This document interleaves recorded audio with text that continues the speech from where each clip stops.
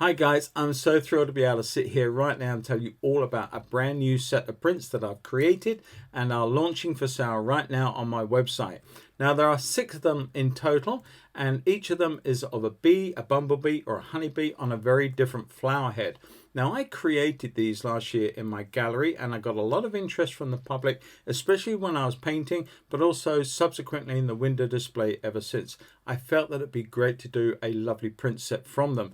That's exactly what I've done. If you nip on over to my website now, paulappsfineart.com, you can see the bees, you can see what's on offer, you can see the different sizes that I'm offering you, and any order that you place before the end of January, that's the 31st of January, you will get a further 20% as a launch offer on these prints. So take a look. Hope you get involved. Thank you very much for your support. All the best, people. Bye-bye.